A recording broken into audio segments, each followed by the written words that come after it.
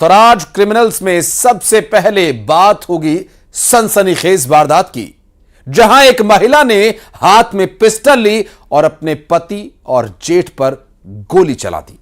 महिला ने अपनों पर ही आखिर गोली क्यों चलाई, क्यों मजबूर हुई एक आंगनवाड़ी कार्यकर्ता? इस पूरे मामले की पड़ताल करती हमारी यह खास रिपोर्ट देखी। इंगोरिया में सनसनीखेज वारदात, महिला ने पति और जेठ को मारी गोली, दोनों की प्रताड़ना से थी तंग, पति की मौके पर ही हुई मौत, जेठ ने अस्पताल में तोड़ा दम, हाथ में पिस्टल लेकर पहुंची थाने।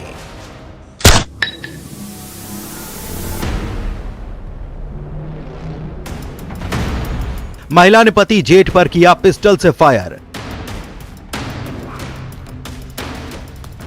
पहले पति को मारी गोली, फिर जेठ पर किया फायर। एक की घटना स्थल पर मौत तो दूसरे की अस्पताल में गई जान। नए साल की पहली सुबह ही उज्जैन दोहरी हत्या से दहल गया। नव वर्ष की सुबह जब पूरा देश वर्ष 2024 की खुशियां मना रहा था, उसी समय उज्जैन जिले के इंगोरिया थाना क्षेत्र में चौंकाने वाली घटना हुई। एक महिला ने अपने पति और जेठ पर पिस्टल से फायर कर दिया। इसके बाद महिला खुद थाने पहुंची और अपने आप को पुलिस के हवाले कर दिया। इसमें आरोपिया है सविता, जिसके द्वारा अपने जेठ और अपने पति को गोली मारकर इसके द्वारा हत्या कर दी गई है, जिसमें प्रथम दृष्टया अपराध पाए जाने से प्रकरण पंजीबद्ध कर विवेचना में लिया गया है। घटना इंगोरिया थाना इलाके की है, जहां राधेश्याम की पत्नी सविता पिस्टल लेकर थाने पहुंची और उसने बताया कि मैंने अपने पति राधेश्याम और जेठ धीरज को गोली मार दी है। सविता की बात सुनकर पुलिस कुछ देर के लिए चौंक गई। घटना के बारे में जब पुलिस ने तफ्तीश की तो पता चला कि घटना बिल्कुल सही है। राधेश्याम की मौत हो गई, जबकि उसके जेठ धीरज को गंभीर रूप से घायल अवस्था में तुरंत इलाज के लिए उज्जैन जिला चिकित्सालय पहुंचाया गया। हालांकि इलाज के दौरान उसकी भी मौत हो गई। घटना के बारे में पता चलता है कि सविता आंगनवाड़ी में काम करती है, जो पिछले काफी समय से पति राधेश्याम और जेठ धीरज के विवाद करने और प्रताड़ित करने से परेशान थी, जिसके कारण ही उसने ये कदम उठाया। सविता ने पुलिस को यह भी बताया कि उसका जेठ धीरज अवैध हथियार का धंधा करता था, जिसे कुछ दिन पहले बड़नगर पुलिस ने तस्करी करते हुए पकड़ा था। आज भी वो पिस्टल लेकर उसे मारने ही घर पर आया था, जिसे छीनकर उसने पति राधेश्याम और जेठ धीरज पर फायर कर दिया। फिलहाल पुलिस ने महिला को हिरासत में ले लिया है। महिला के द्वारा पिस्टल से फायर करके अपने पति और जेठ की हत्या कर दी गई है। पहले इसमें किसको मारा है, वो कैसे क्या? इसमें पहले ये अपने जो जेठ है, जेठ को इसके द्वारा मारा गया, फिर उसके बाद अपने पति को मारकर हत्या कर गई। पता चल पाया कि हथियार किससे इसको मुहैया हो या कहां से आए? ये भी विवेचना का विषय है। विवेचना उपरांत घर पे ही रुकी या फिर सीधे थाने आ गई? ये हत्या करने के उपरांत सड़क पर आ रही थी, सड़क से फिर थाने पर आई है। अच्छा सर, ये जो मृतक है दोनों, इसका जो जेठ है, इसके खिलाफ कोई मामले भी दर्ज है क्या, अवैध पिस्टल रखने के और इस तरह के? इस संबंध में ये अभी विवेचना का विषय है। विवेचना उपरांत इसमें पूरी जानकारी मिलने पर आपको बताएं। पुलिस ने बताया कि सविता और राधेश्याम की दो बेटियां हैं। एक बेटी की उम्र 22 तो दूसरी की 24 साल है। दोनों की शादी को लेकर भी पति पत्नी के बीच तनाव रहता था। घटना के बाद फॉरेंसिक टीम ने भी मौके पर जाकर जांच की है। पिस्टल कहां से आई, इसका भी पता लगाया जा रहा है। पुलिस अधिकारियों का कहना है कि हत्या के पीछे अन्य कारण भी हो सकते हैं। इनकी जांच की जा रही है।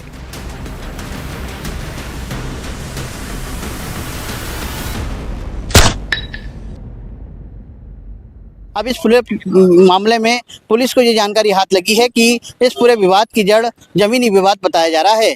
फिलहाल पुलिस का भी ये कहना है कि इसमें और भी जांच की जा रही है। जांच के बाद पूरी स्थिति का खुलासा हो सकेगा। उज्जैन से जपटवा, न्यूज़ 18 मध्य प्रदेश।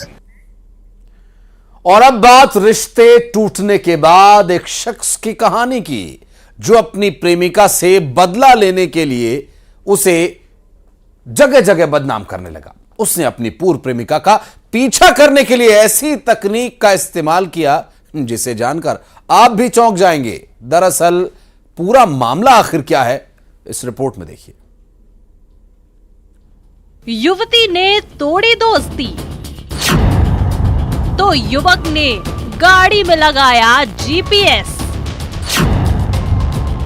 हर लोकेशन पर रख रहा था नजर, पीछा करता था परेशान। पुलिस ने शिकायत पर किया गिरफ्तार। पहले दोस्ती थी और जब दोस्ती टूटी तो उसने परेशान करने और छेड़खानी करने का अलग तरीका अपनाया। युवक ने युवती की 2 पहिया वाहन में चुपके से जीपीएस लगा दिया और लड़की की हर लोकेशन पर नजर रखने लगा। लड़की जहां पहुंचती वो भी वहां पहुंच जाता और उसे परेशान करता। आरोपित निखिल और युवती दोनों फैशन डिजाइनिंग का कोर्स करते थे और दोनों की दोस्ती हो गई थी। निखिल की हरकतों की वजह से युवती ने उससे दोस्ती तोड़ दी और नंबर ब्लॉक कर दिया। इसके बाद निखिल ने युवती को सबक सिखाने और परेशान करने उसकी गाड़ी में जीपीएस लगा दिया। इसके बाद उसका पीछा करने लगा। युवती अपनी 2 पहिया बनवाने ऑटो मैकेनिक के पास पहुंची। तब उसने बताया कि गाड़ी में जीपीएस लगा है। ब्रेकअप से नाराज होने के बाद एक युवक ने युवती के स्कूटी पर जीपीएस लगाया और उसका एक्सेस लेकर के वो जगह जगह जाकर उसे प्रताड़ित करता था, गाली गलौज करता था। इसकी शिकायत डीडी नगर थाने में युवती ने पुलिस से की। उसके बाद आरोपी निखिल जैन को गिरफ्तार कर लिया गया है।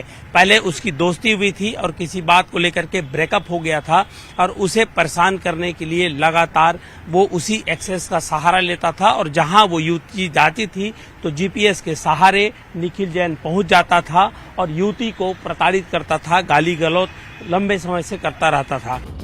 युवती को जब पता चला तो उसने थाने में रिपोर्ट दर्ज कराई। युवक ने युवती की 2 पहिया में कब से जीपीएस लगाया है, इस बात की जानकारी मोबाइल का डेटा कलेक्शन करने के बाद पुलिस बता पाने की बात कह रही है। एक युवक के द्वारा एक लड़की को गाड़ी में ट्रैकर लगा के परेशान किया जा रहा था, जिस पर से 354 घर 294 506 कायम करके गिरफ्तार किया गया। कि इसे क्या ब्रेकअप वगैरह हो गया था या फिर किस तरह की स्कूटी पे वो जीपीएस लगा कर परेशान किया? वो जीपीएस के माध्यम से वो ट्रैक कर रहा था उस लड़की के लिए। तो लड़की के द्वारा कल शिकायत किया गया, जिस पर से कार्रवाई की गई, आरोपी को गिरफ्तार किया गया। युवक का युवती को इस तरह से परेशान करने का तरीका चौंकाने वाला है। युवती समझती थी ये इत्तेफाक है कि जहां वो जाती है वहां जो युवक है वो चला आता है, लेकिन जब स्कूटी खराब हुई तो उसे बनाने के लिए जब मिस्त्री के पास ले गई तब पता चला कि उसमें जीपीएस लगा है। अब उसकी शिकायत यहां पर डीडी नगर थाने में की गई है और आरोपी युवक को डीडी नगर पुलिस ने गिरफ्तार कर लिया है। कैमरा पर्सन राजेंद्र चौधरी के साथ युगल तिवारी, न्यूज 18 रायपुर, छत्तीसगढ़। और क्रिमिनल्स में अब बात होगी क्रिकेट में सट्टा खिलाने वाले खाईवालों की। खोलेंगे उनका कच्चा चिट्ठा, दिखाएंगे आपको कैसे पुलिस ने कसा उन पर शिकंजा।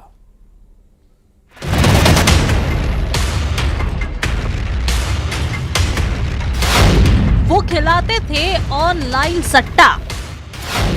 बैटिंग ऐप के जरिए चलता था खेल। 4 आरोपियों को पुलिस ने भेजा जेल। हजारों रुपयों और मोबाइल जब्त। वो बड़े शातिर थे। दोस्तों ने मिलकर बनाई थी योजना ऑनलाइन सट्टा खिलाने की। 4 दोस्त मिले और शुरू कर दिया सट्टे का धंधा। सट्टे के लिए चुना गया क्रिकेट का खेल और फिर शुरू हो गया सट्टे का कारोबार। मोबाइल के जरिए खेल पर सट्टा लगने लगा।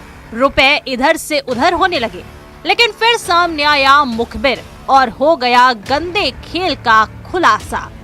पुलिस की गिरफ्त में आया मुख्य आरोपी बैटिंग ऐप के जरिए लाखों रुपए का ऑनलाइन ट्रांजैक्शन करता था।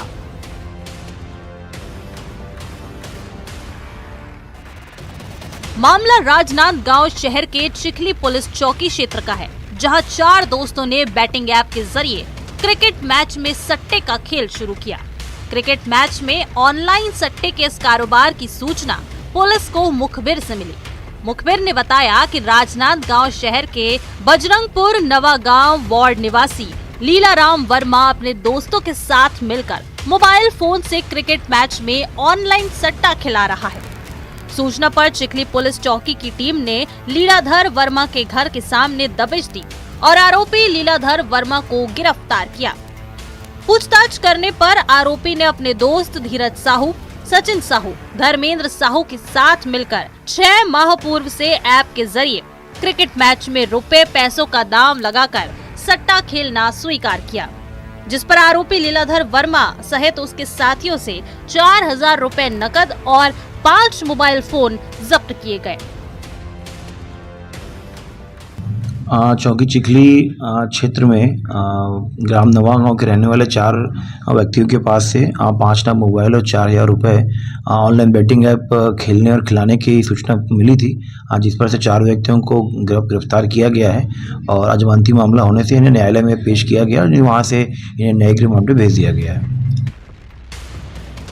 ऑनलाइन सट्टा खिलाने के मामले को लेकर पुलिस लगातार सक्रिय है और मुखबिर की सूचना पर कार्रवाई भी की जा रही है। चिखली पुलिस चौकी क्षेत्र में ऑनलाइन सट्टे के इस मामले में 4 आरोपियों की गिरफ्तारी के बाद अन्य सटोरियों में हड़कंप मचा है। राकेश यादव, न्यूज़ 18, राजनांदगांव। और अब बात शिकारियों की एक खौफनाक वारदात की। शिकारियों ने ऐसी खौफनाक वारदात को अंजाम दिया जिसमें चरवाहे को अपनी जान तक गंवानी पड़ी। शिकार पर गए शिकारी ने जानवर को देखकर गोली तो चलाई, लेकिन चरवाहा शिकार हो गया और पूरे मामले का खुलासा 2 दिन बाद हो पाया।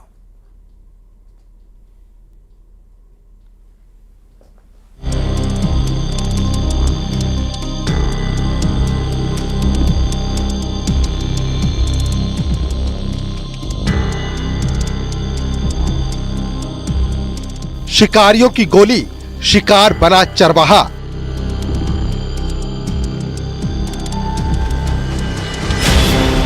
जंगल में लाश, कातिल की तलाश।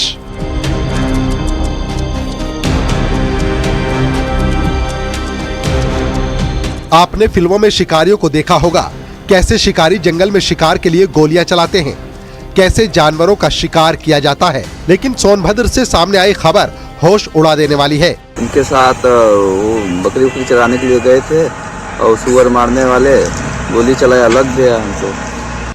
यानी शिकारी शिकार के लिए जंगल गए थे, जानवर को देखकर गोली चलाई, लेकिन शिकार बन गया एक गरीब चरवाहा। 2 दिन बाद जब चरवाहे की लाश मिली तब हर कोई सन्न रह गया। भला ऐसा कैसे हो गया? आज जो अपने साथियों के साथ बकरी चराने के लिए जंगल में गया था। बकरी चराते समय ही दीपचंद निवासी ग्राम कुल डोमरी टोला चंदी बहरा अपने 2 अन्य साथियों के साथ जंगली सुअर का शिकार करने के लिए गया था। शिकार करते समय गोली चलने से राजेश कुमार को गोली लग गई, जिससे वह मौके पर घायल हो गया। घटना सोनभद्र के अनपरा इलाके की है। खोड़िया बस्ती का एक लड़का जंगल में अपने जानवर चराने गया था, जबकि दूसरी तरफ एक शख्स जंगली जानवरों का शिकार करने जंगल गया था। जैसे ही चरवाहे के पैरों की आवाज शिकारी के कानों तक पहुंची, उसने सीधी फायर कर दी। शिकारी ने एक के बाद एक 2 गोलियां चलाई। 2 बच्चे हैं, एक लड़का है, एक लड़की है। ये कुछ नहीं, मजदूरी करते थे। जो गोली लगे हैं उनका 2 बच्चे हैं, उनका मौजा कुछ सरकार तरफ से मिलना चाहिए। शिकारी की बंदूक से निकली गोली सीधे चरवाहे राजेश को जाकर लगी। वो लहूलुहान होकर गिर पड़ा। इसके बाद शोर मचाने पर भीड़ जुट गई। पुलिस भी पहुंच गई। फौरन चरवाहे को अस्पताल ले जाया गया, जहां उसकी मौत हो गई। लेकिन इस घटना ने कई बड़े सवाल खड़े कर दिए। क्या आज भी सोनभद्र के जंगलों में लोग जानवरों का शिकार कर रहे हैं? क्या शिकार के नाम पर इंसानी जिंदगी का भी शिकार किया जा रहा है? घायल राजेश को डिबिल-1 CSC ले जाया गया, जहां डॉक्टर द्वारा उसे मृत घोषित कर दिया गया। मृतक के शव का पंचायतनामा पोस्टमार्टम हेतु CSC दुद्दी भेजा गया है। घटना के संबंध में थाना हाजा पर मुकदमा अपराध संख्या 220/23 अंतर्गत धारा 304 IPC दर्ज कर लिया गया। अभियुक्त गण की गिरफ्तारी हेतु टीमें रवाना कर दी गई। पुलिस के मुताबिक चरवाहे को एक गोली कमर में लगी और दूसरी बाएं पैर की जांघ में, लेकिन गोली लगने के बाद ज्यादा खून बहने के चलते चरवाहे की मौत हो गई। फिलहाल पुलिस के आला अफसर घटना का मुआयना कर चुके हैं। मामले की जांच की जा रही है, लेकिन सवाल ये है कि शिकार के लिए इंसानी लाशें बिछाने वालों का क्या होगा और जिस शख्स की मौत हुई अब उसके छोटे छोटे बच्चों की जिम्मेदारी कौन लेगा। Bureau report, news 18।